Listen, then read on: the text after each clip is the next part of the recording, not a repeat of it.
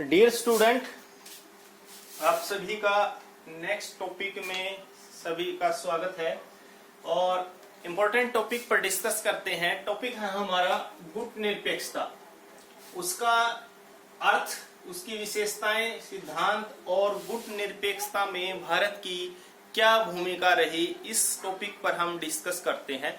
सबसे पहले हम डिस्कस करते हैं कि गुट निरपेक्षता का मतलब क्या है।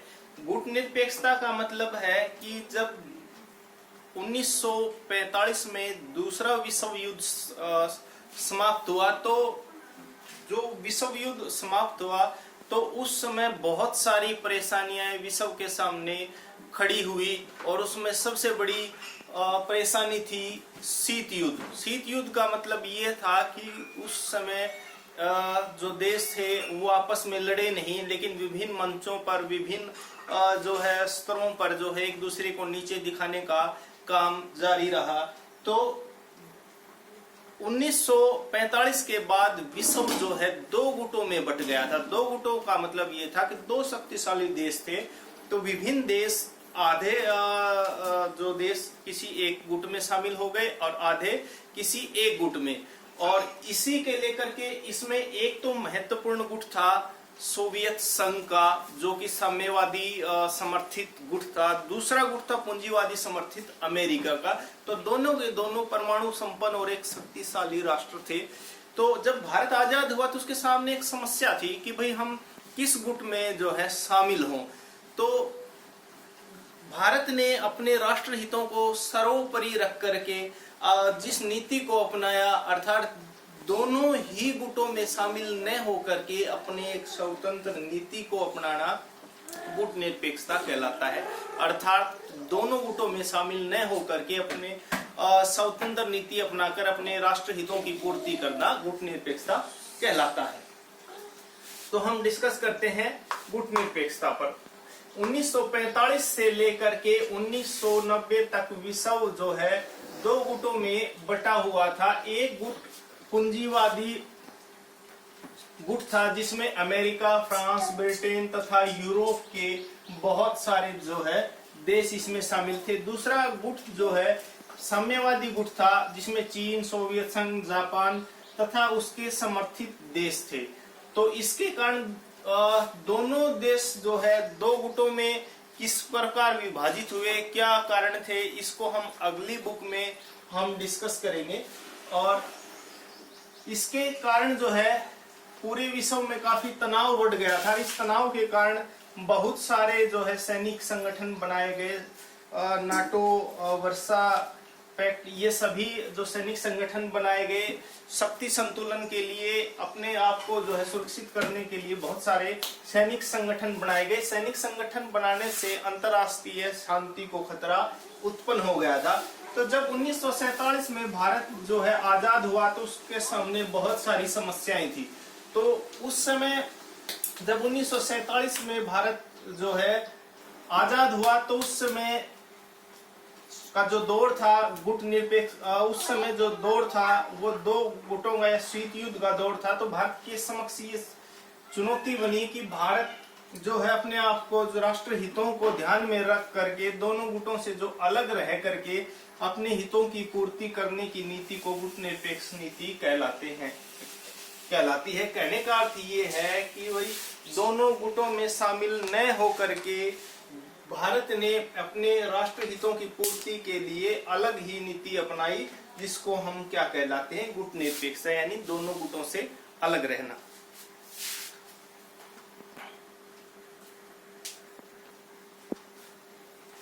तो गुट निरपेक्षता की शुरुआत 1955 में अफ्रो एशियाई सम्मेलन जो कि इंडोनेशिया के शहर बांडुंग से हुई।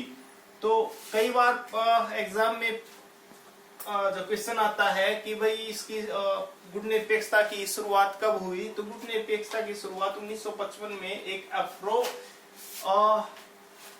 और एशियाई सम्मेलन हुआ था, यानी कि अफ्रीका और एशिया का एक सम्मेलन हुआ इंडोनेशिया के शहर बांडुंग में, और इसी को जो है बांडुंग सम्मेलन के नाम से भी जानते हैं। इसी बांडुंग सम्मेलन में गुट निरपेक्षता की नींव रखी गई और गुट निरपेक्षता का जो प्रथम सम्मेलन जो हुआ वो 1961 में बेलग्रेड में हुआ।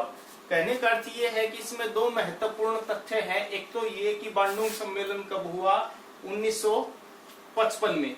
तो या हम कह सकते हैं कि अफ्रो एशियाई जो है प्रथम सम्मेलन कब हुआ, तो भी 1955 में।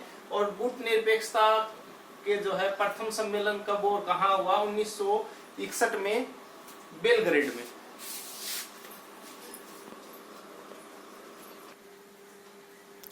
अब हम डिस्कस करते हैं गुट निरपेक्षता के उद्देश्य, यानी कि गुट निरपेक्षता का जो अभियान चलाया गया या गुट निरपेक्षता के लिए देश इकट्ठा हुए, तो उसके ऐसे क्या कारण थे या उनके उद्देश्य क्या थे। तो सबसे पहले विश्व शांति और न्याय के लिए प्रयास करना।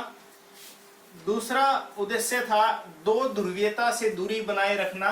कहने का अर्थ ये था कि दो गुट जो थे अमेरिका और सोवियत संघ का, दोनों से दूरी बना करके अपने राष्ट्र हितों की पूर्ति करना। तीसरा उद्देश्य था नव आजादी वाले देशों को आर्थिक और सामाजिक विकास करना। कहने का अर्थ ये है कि जो भारत जैसे, भारत, बांग्लादेश, श्रीलंका, चाइना जैसे विभिन्न प्रकार के विभिन्न जो देश थे, वो नए आजादी उनको मिली थी, तो उन देशों का आर्थिक और सामाजिक विकास करना।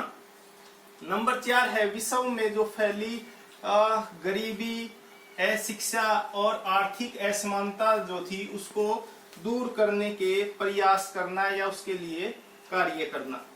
और अंतिम जो उद्देश्य था विश्व शांति के लिए निशस्त्रीकरण पर जोर देना। निशस्त्रीकरण का अर्थ ये था कि वही विश्व में जो भी परमाणु और जो घातक हथियार थे, उसका क्रमबद्ध तरीके से जो है उसको कम करना या उसको जो है नष्ट करना के प्रयास करना।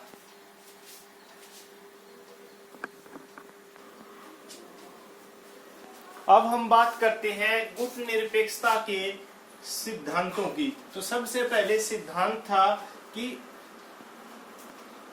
सैनिक संगठनों से दूर रहना तथा उनका विरोध करना। इसका अर्थ ये है कि जब विश्व दो गुटों में बन गया था, तो दोनों गुटों ने अपने अपने अलग अलग सैनिक संगठन बनाए। अमेरिका ने जो है नाटो का संगठन किया अपने मित्र राष्ट्रों के साथ, जबकि सोवियत संघ ने जो वर्षा का जो है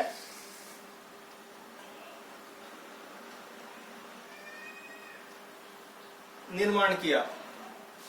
और दूसरा महत्वपूर्ण सिद्धांत है विश्व को जो है वैचारिक आधार पर बांटने का विरोध करना। कहने का अर्थ ये था कि जब दो गुट आपस में बन गए थे, तो दोनों की विचारधारा, कार्यशैली और जो है कार्य करने की नीति पर जो है काफी अंतर था, तो उसका विरोध करना।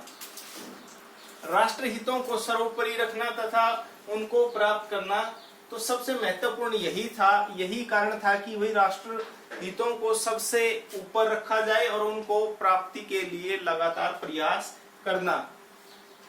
यूएनओ का समर्थन करना तथा उसके नियमों को मानना। अंतर्राष्ट्रीय जो संगठन है उसका समर्थन करना, उसके नियम कानूनों को मानना उसमें शामिल था। अंतिम जो सिद्धांत है विश्व शांति का समर्थन करना।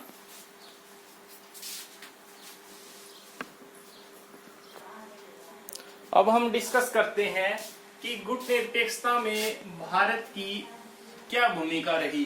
तो भारत गुट निरपेक्ष आंदोलन का प्राथमिक सदस्य रहा है। प्राथमिक सदस्य का मतलब ये है कि जब गुट निरपेक्षता का जो गठन किया गया, तो उस समय से ही भारत गुट निरपेक्ष आंदोलन का सदस्य रहा है। या सीधे शब्दों में ये कहें कि गुट निरपेक्ष जो आंदोलन शुरू किया गया, तो भारत की ही पहल पर किया गया था।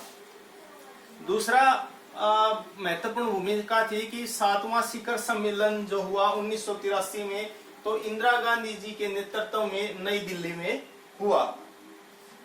भारत की पहल पर ही अफ्रीका के विकास के लिए अफ्रीकी कोष का गठन किया गया।